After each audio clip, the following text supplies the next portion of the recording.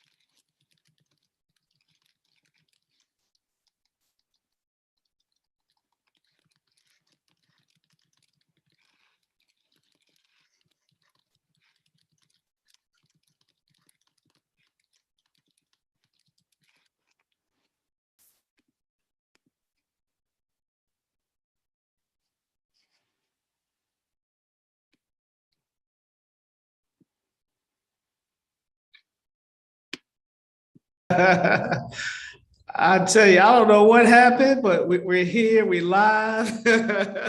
I tell you, I'm trying to find my screen and couldn't find it, but hey, y'all, we're back. We're live here on YouTube. This is the HBCU Daily GRND. I don't know if y'all heard that, but hey, Omar Muhammad helping you improve and progress in business and in life. So the HBCU Daily GRND is all about resources beyond. I tell you, I don't know what happened, but we're here. We live. Now I'm here.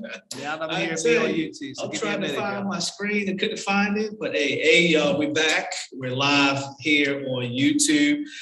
This is the HBCU Daily GRND. I don't know if y'all heard that, but hey, Omar Muhammad helping you improve and progress in business and in life. So the HBCU Daily GRND is all about resources beyond. I tell you, I don't know what happened, but we're here. I know. Give me a minute. We're going to figure this out. I'm trying to find my screen and couldn't find it. But still can't find it. Back. We're live here on YouTube. This is the HBCU Daily GRND. I don't know if y'all heard that, but hey, Omar Muhammad helping you improve and progress in business and in life. So the HBCU Daily GRND is all about resources beyond. I say, I don't know what happened, but we're here. I know. There we go. All right. My apologies, y'all. I need to get y'all back on, though. Billie, bear with me. Yeah, of course. Oh, boy. Let me get us back on the HBCU, get them back on so they can hear this wonderful interview we're about to have. All right. So let me switch to HBCU. All right. All right, let me come back here. Let me stop this recording. I'm actually stop it, restart it, start recording. All right, we're live on. Here we go. All right, let's see if we got this going on now. I see we're live on YouTube. We'll make sure that we're not talking through it. All right, let's go ahead and get started. All right, let's just do this once again, y'all. Welcome to another segment of the HBCU Daily Grind. My name is Omar Muhammad, helping you improve and progress in business and in life. And yes, this is the podcast where we bring on alum, and we do have an alum there. But just before we get started, I want to let you know that you can find past episodes of the HBCU Daily Grind on our website at HBCU by associations.com. And we're also on LinkedIn, Instagram, Twitter, and what else are we on? Facebook. At the same thing, HBCU by association. So looking forward to this show. So if you heard the beat, I do want to give a shout out to Mike Ballard for providing us with that beat. So without further ado, let's get right into it. And we have another person, alum on, and I said I'm gonna stop telling what school that they go to. I want them to give the shout out. So today we have Billie Shabazz. Hey Billie, welcome to the HBCU Daily Grind. Thank you so much. All right, now you got to get the shout out. What university? And I didn't set this up like this, y'all. So stop it. So what university and what was your major? So I attended the Great Morgan State University and graduated in 2016 with my master's in social work. All right, good deal. I didn't set it up, y'all. Just happened to be that way. All right. But nonetheless, we're gonna go ahead and keep going. So, being at an HBCU, I believe there are 4 quadrants. So I'm gonna share the 4 quadrants with you, and you let me know which, or if all of them resonate with you. All right. So they just happen to spell out HBCU. All right. So the first one is H for homecoming, B for Black excellence, C for clubs and organizations, and then U for united place on campus. So which one, or if all of them resonate with you, just give me some feedback on that. I would say for sure the homecoming piece. So homecoming, even more than just like the event and the events that lead up to homecoming, but literally being intentional about going to an HBCU for my graduate studies, having gone to a PWI as an undergraduate student. So it was really important for me to kind of circle back and come back home to an HBCU for graduate school.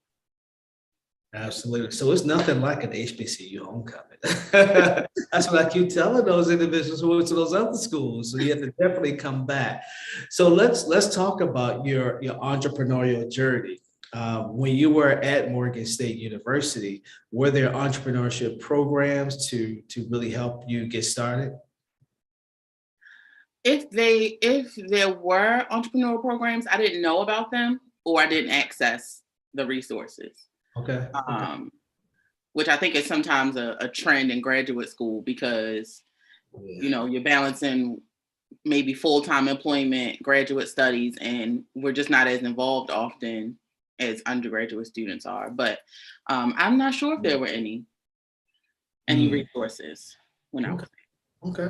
All right. So let's talk about your entrepreneurial journey. So is this your first business, or did you have other businesses leading up to this business? So this is my first business, like in a formal sense. Okay. This is my first time like creating a product, registering with the state and all of those things. This is my very first time doing any of that. But I've dibbled and dabbled in different ideas before that just never really came to fruition. So this is my first entrepreneurial venture in real life. Everything else was just an idea. I love it. All right, so let's do this then. Let's talk about your business now. And while you're talking about it, first give out your website so people can go to your website so they can look at the website while they tuned into us. And I'm going to share your product right here. Okay, awesome. So my website is www.thesecondspring.co. And and the Second Spring is a wellness brand for Black women. My goal with the Second Spring is to create wellness materials that aid us in self-reflection and self-exploration, right? We talk about self-love, we talk about healing, and these tools that I'm creating are things that can help us get to that place, things that can help us awaken to new parts of ourselves. So the Second Spring deck, which you just showed, is a deck of 52 cards that have invitations to practice mindfulness, to explore affirmations, and to also reframe childhood lessons. So a lot of the lessons and things we may have grown up hearing in our communities and our families, some of those things need to be released, reframed, or just reimagined in order to fit our lives today. And so there are invitations within the deck to explore all those things. Yeah, I love this. So when we met, you were sharing this with the people in the audience, and like you said, it's 52 decks. All right, 52 cards in a deck, rather. Yeah. And then it's nice, I'm gonna have to say, your packaging is awesome. Thank you. I mean, when I saw it, I'm like, what the heck is this fancy thing? I mean, talk about that. How did you come about, the packaging, the cards, and, all of this good stuff? Yeah, so I really think that, when you have a small business, it's important to kind of put your stamp on everything and to just be authentic. I like experiences from start to finish. Yeah, I do. So, yeah. So what you'll find is there are two different versions for the deck, and the gift wrap version is actually gift wrap, like how you would do on Christmas, and it has dried flowers in it and things like that. And then the standard version has the deck, and it comes wrapped with like a wax seal, and they all come with stickers that are different affirmation stickers. I don't know if you can see these. Yep, absolutely. And just like affirming statements and things, different invitations for us. So I wanted it to be an experience from start to finish as much as I could. So that's why the packaging is so intentional. Yeah, I love it. So why the name Second Spring? Because I think when we think about blossoming into better, more awakened, more enlightened versions of ourselves, we think we have to be this perfect thing, right? We have to have the perfect conditions. But it's important to me that people recognize and kind of take hold of the idea that you have the power to create whatever it is you want to come to fruition. So if I want to blossom and bloom into this person, then I can choose to create my second spring whenever and how often I need to, right? Spring comes around in March, right? And that's fine. But I get to create my second spring whenever I need to and however I need to. Wow. I love that. So I like the name. I like the concept that you have here. So how did you get to this point of creating your business? I mean, what resources did you use? I mean, was there a class? Were there friends? How did you get to the Second Spring Incorporated? I know you're not corporate, but business. Not yet. We're going to be incorporated one. So I think it's a combination of things. So like I mentioned, I graduated from Morgan with my master's in social work. So I went on to become licensed to become a therapist. And in therapy, there were these themes that would come up amongst my clients who were mostly Black women. And many of these cards are in response to those things I would see in therapy. Right. So using our voice. One of my favorite cards in the deck is growing up, we might hear young ladies are supposed to be seen and not heard. Yeah. But for an adult woman who remembers that, not just in her brain and in her memory, but in the fiber of her being, a saying like that has to be reworked and maybe released so that she can begin to use her voice and be more present in her day-to-day life, right? And so that's kind of where the idea came from. the physical thing, I got a lot of help from my friends, from like my tribe, right? So I have some graphic design friends who are able to be helpful. I also reached out to some friends who had their graphic design business. Yeah. So Pinch Design Co. helped me a lot with that. She's also an HBCU grad. Oh, we got to get her on. Yeah, for sure. So she helped me a lot. I've reached out to people on Instagram. So the art is actually made by a woman who is in California, and her name is Tara James.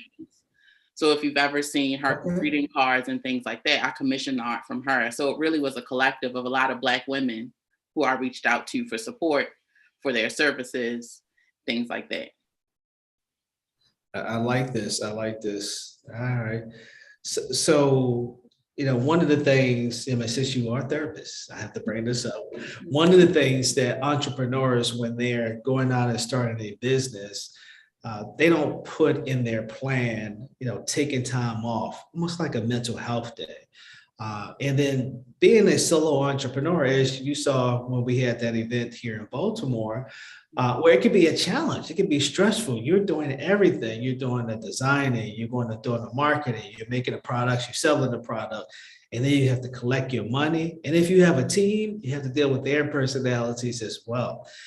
So your thoughts about including some type of mental health day or mental health plan in your business plan? Yeah, for sure. I think that's an amazing idea. When I was first started, like going through proofs and everything and figuring out the cards, I was actually in a really good groove of going to my own therapist and going to other wellness practitioners regularly.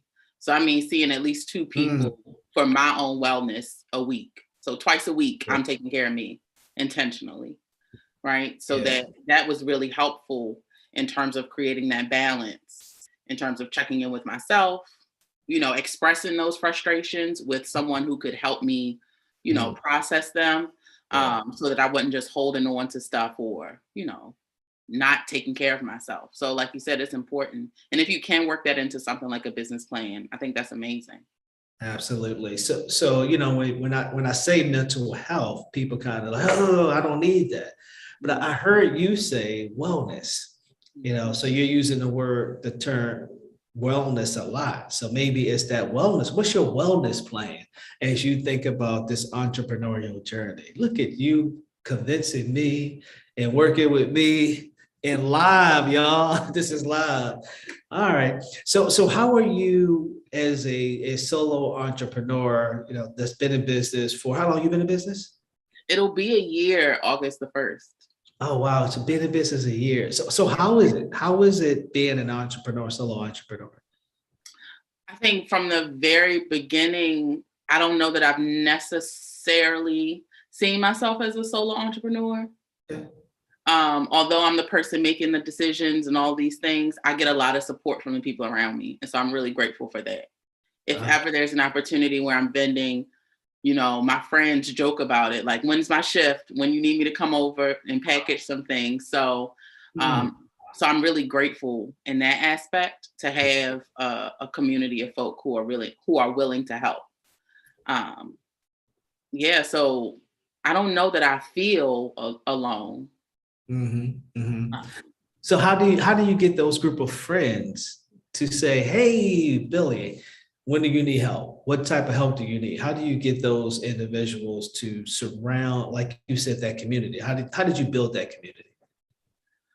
I think I just have some really good friends, but also I've had to get good at asking for help. It's easy to feel like you have to do it all on your own, but because it takes vulnerability to ask for help and to say, I could stay up for 8 hours and package all these, decks by myself, but is that the best use of my time? Is that helpful for my well-being? Right. And the answer is no. So how can I reduce this time from 8 hours to maybe 3? The answer is get more people. So putting out feelers, seeing who's available, who's willing to help. And so I would say the biggest thing is embracing the opportunity to ask for help. And, oftentimes, I know you focus on women, but men are famous for this, not asking for help, not asking for directions, but yeah, it's, I'm gonna say it's that simple. If you are in business and you have that tribe, that community that can assist you, just reach out and ask. And I'm preaching to me because, sometimes it's like, man, I can do this. I don't need the help, but hey, yeah, I've helped them, so let's help each other. Exactly. So I do believe in that. So I do want to take you back to school now. Okay. So what advice would you give to Morgan State University as it relates to entrepreneurship? And what I mean by that is, resources to students, to faculty, to staff, and the community as well. I think that Morgan is a gem. I think that Morgan students, faculty, staff are all like unicorns. And I think that I say that because I think that we all have ideas, talents, and things within us that for the most part, we don't necessarily always get the opportunities to explore what those things are. So the idea is that you go to school, you get a really good job at whatever place. If you're an engineer, you're going to Legg Mason, So if social worker, going to DSS or whatever.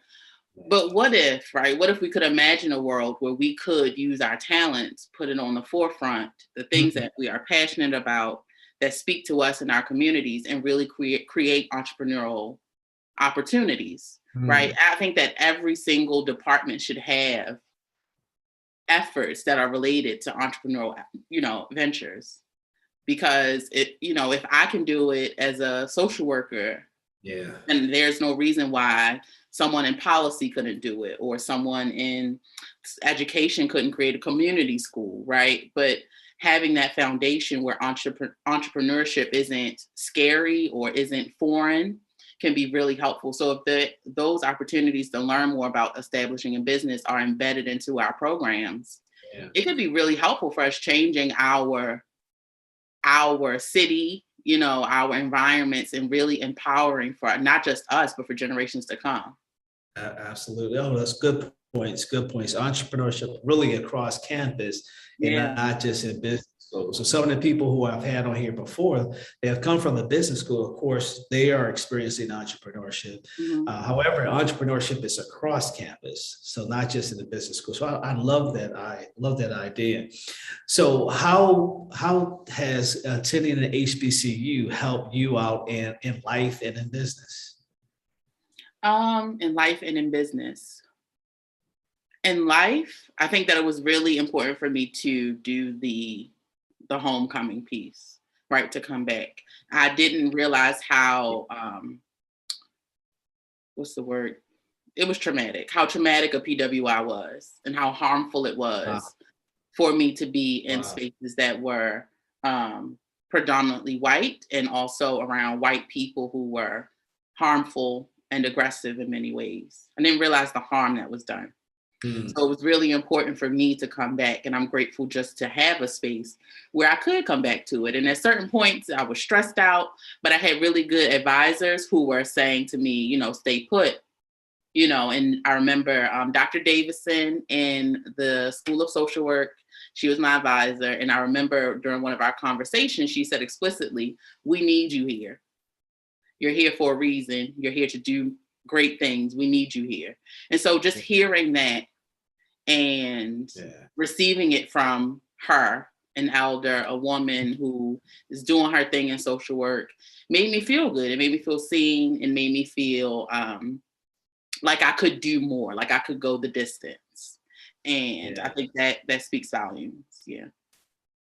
I love that. That's that Black excellence, in full effect, really, reaching out to its students. All right. So I want to go back to your business, and getting your business now. So this is your first project, the cards. Yes.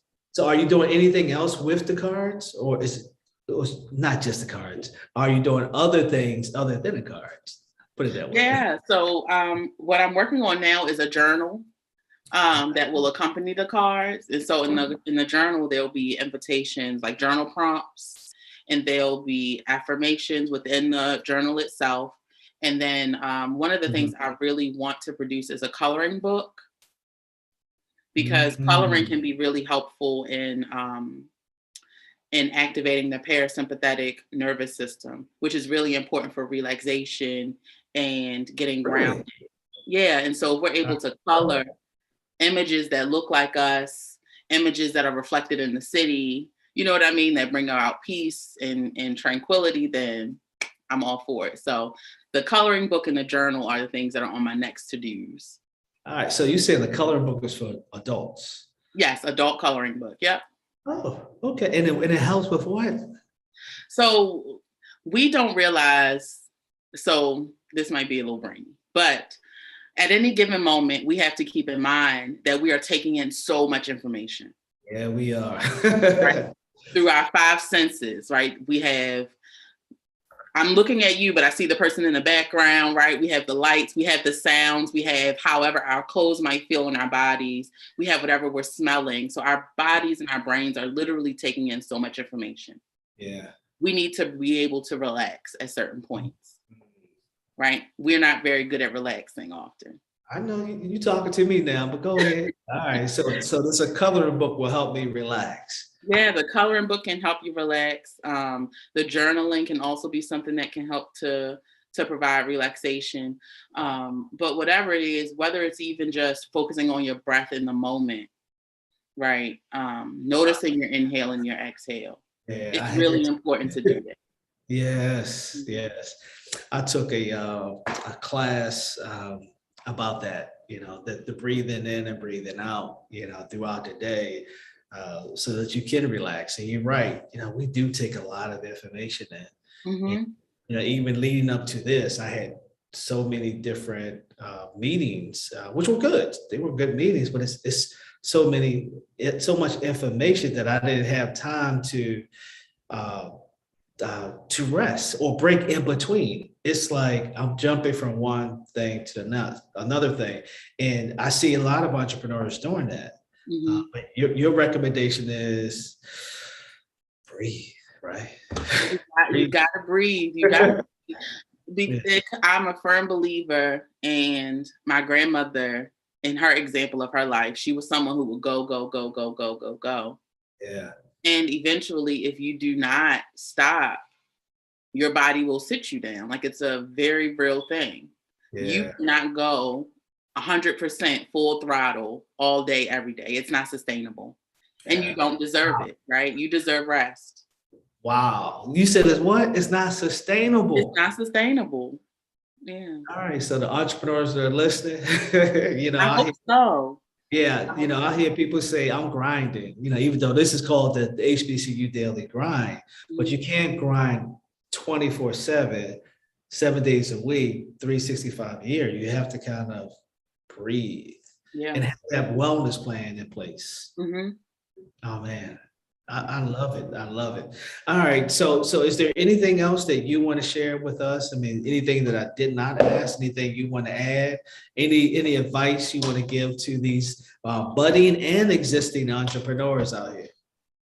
So because so much of our conversation has been about kind of finding that balance between the grind and relaxation and taking care of yourself, I feel like that is what I would offer, right? Just a reminder or an invitation for you to take care of you, right? Your brand, your business is one thing.